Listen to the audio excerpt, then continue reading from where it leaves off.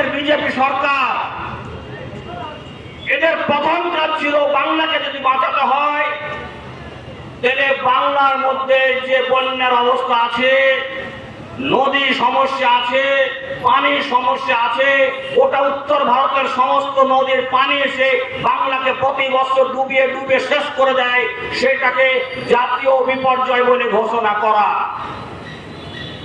এদের সবার প্রথম কাজ ছিল জাতীয় বিপর্যয় বলে ঘোষণা করে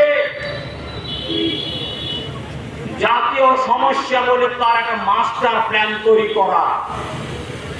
সেই মাস্টার প্ল্যান বাস্তবায়ন করার কাজ ছিল রাজ্য সরকারের। যখন কেন্দ্রে কংগ্রেস ছিল তখন রাজ্যে ছিল কংগ্রেস। এই মুর্শিদাবাদ জেলায় প্রচুর এমএলএ দিয়েছে, এমপি দিয়েছে, রাষ্ট্রপতি দিয়েছে, রেলমন্ত্রী দিয়েছে, পরিকল্পনা মন্ত্রী দিয়েছে, অর্থমন্ত্রী দিয়েছে। তারা কেউ কিছু মুর্শিদাবাদের জন্য করেনি, বরং তারা মুর্শিদাবাদকে মারার বহু চক্রান্ত করে গেছে। শুধু কংগ্রেস বলবো কেন, বামফ্রন্টের আরএসপি, ফরওয়ার্ড ব্লক, সিপিএম, এদের তাবড় তাবড় নেতাকে জাতীয় পর্যায়ে নেতৃত্ব দিয়েছে, তারা মুর্শিদাবাদের জন্য কিছু করেনি। আজকে তৃণমূল কিছু করছে না।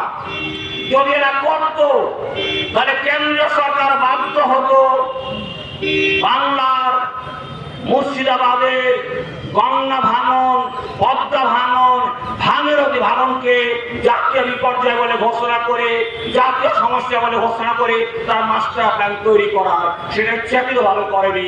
কেন করেনি সেটা আপনারা আমাদের নেতৃত্ব বলেছেন বারবার। একটা কথা মানুষকে ভুল বোঝানো হচ্ছে বারবার, যে নদীর সমস্যা প্রাকৃতিক, এটা সরকার খুব বেশি কিছু করতে পারে না। এটা সম্পূর্ণ 100% ভাঁওতাবাজি কথা। এই ভাঁওতাবাজি করেছে কংগ্রেস, এই ভাঁওতাবাজি করেছে সিপিএম, এই ভাঁওতাবাজি করছে আজকে তৃণমূল।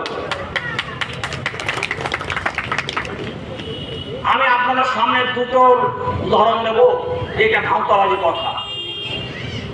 যারা নদী ভাঙনের কবলে পড়েছেন, ফারাক্কা থেকে শুরু করে জলঙ্গি, ওই বিএসএফ যে রোড আছে সে রোডের পাশে যাদের বসবাস, তারা খেয়াল করে দেখবেন যে পদ্মা নদীর উত্তর পারে রাজশাহী শহর বাংলাদেশে, সেই রাজশাহী শহরটাকে এমন করে বাঁধানো হয়েছে যাতে মনে হবে যে রাজশাহী শহরটাকে রাজপ্রাসাদ, সেই রাজপ্রাসাদের প্রাচীর থেকে বাঁধানো হয়েছে, সেটা কোনোদিন কোনোভাবে কিছুতেই ধ্বংস হবে না। আমাদের মধ্যে যারা দেখেছেন দেখতে পান, আজকে গুগলের দৌলতে অনেক দেখা যায়।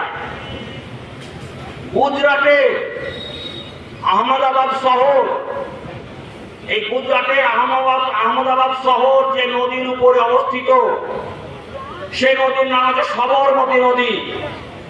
সেই সবরমতী নদীর দুই দিকে, দুই সাইডে, দুই তীরে, আমি নিশ্চিত করে যাই না, সম্ভবত 150 কিলোমিটার, 150 কিলোমিটারকে এমন করে পাথর দিয়ে বাঁধিয়েছে, এখান থেকে শুরু করে ওই টুকটুক পর্যন্ত 25-30 মিটার দুই দিকে এতটা উঁচু করে বাঁধিয়েছে যে পুরো পাড়টা হচ্ছে একটা পাড়। সেখানে কোনোভাবে, কোনো যুক্তিতে, কোনো অবস্থায়, কোনো প্রাকৃতিক দুর্যোগে ভাঙার সামান্যতম কোনো সুযোগ নেই। এটা করেছে কেন? কেন্দ্রীয় সরকারের বিভিন্ন নেতৃত্ব, সেখানকার নেতৃত্ব সেটার গুরুত্ব উপলব্ধি করেছে বলে মুর্শিদাবাদের নেতৃত্ব, বাংলার নেতৃত্ব, কংগ্রেস, সিপিএম, তৃণমূল, এই মুর্শিদাবাদকে বাঁচানোর প্রচেষ্টার যে গুরুত্ব, সেই গুরুত্ব তারা উপলব্ধি করতে পারেননি, করেননি পরিকল্পিতভাবে। সেই জন্যই এই ঘটনাটা ঘটেছে। গত কয়েকদিন আগে ভাবুন যে মুখ্যমন্ত্রী বারবার ছুটে বেড়াচ্ছেন, একবার হুগলি যাচ্ছেন, একবার মেদিনীপুর যাচ্ছেন, এবার বর্ধমান যাচ্ছেন। তিনি কি লালগড়ে এসেছেন? তিনি কি শমশেরগঞ্জ এসেছেন? একই কারণ, যে এই শাসক গোষ্ঠী যারা প্রতিনিধিত্ব করে তারা মুর্শিদাবাদকে, বাংলাকে সেইভাবে দেখতে চায় না বলে। ফলে যেটা আমাদের বলার কথা যে মুর্শিদাবাদের মানুষ সে যেই রাজনৈতিক দল করুন আপনারা করেন, সে যেই ধর্মের হোক, যে পেশার হোক, আর কংগ্রেস সিপিএম তৃণমূল বিশ্বাস করতে পারছেন না। আমাদের কাছে অনেক খবর আছে তৃণমূলের এমএলএ এমপিরা সাহস করে ভাঙনের এলাকায় যেতে ভয় করছেন, পুলিশ ছাড়া যেতে পারছেন না। মানুষ খেপে গেছে, মানুষের সামনে কোনো রাস্তা নেই, মানুষের সামনে কোনো পথ নেই, মানুষের সামনে কোনো দিশা নেই। মানুষ মরার আগে ভাবছেন আমরা যেভাবে পারি আমরা বাঁচার চেষ্টা করব। সেই জন্য আগামী দিনে যদি এই সরকার বাঁচার ন্যূনতম কাজ ইমিডিয়েট না করে, তাহলে মুর্শিদাবাদের মানুষ সব দলের, সব রাজনৈতিক দলের, সব ধর্মের, সব পেশার, সব বয়সের নারী পুরুষ মিলে ঐক্যবদ্ধভাবে এমন লড়াই করবে, এদেরকে ধূলিসাৎ করে ছাড়বে।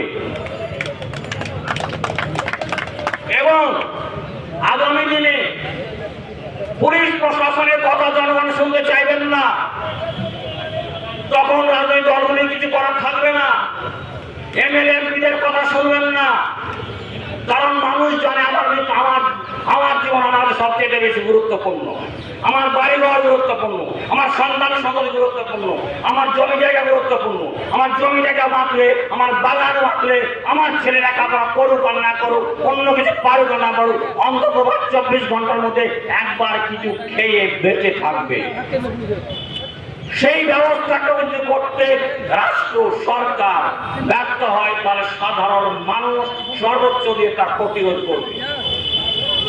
আমরা social Democratic Party of India আগামী 2 থেকে 3 মাসের মধ্যে আবার নতুন করে এই গোটা জেলার মানুষের কাছে, এই গোটা জেলার সমস্ত ব্লকে, সমস্ত অঞ্চলে, সমস্ত পাড়ায়, সমস্ত বুথে, সমস্ত পরিবারের কাছে বোঝানোর চেষ্টা করব যে আপনাকে যদি বাঁচতে হয়, আপনার পরিবারকে বাঁচতে হয়, এই জেলাকে বাঁচাতে হয়, বাংলাকে বাঁচাতে হয়, তাহলে তৃণমূল কংগ্রেস সিপিএমকে লাথি মারুন, এসডিপি এর সাথে আসুন। এসডিপি আপনার সামনে সেই দায়িত্ব নিচ্ছে।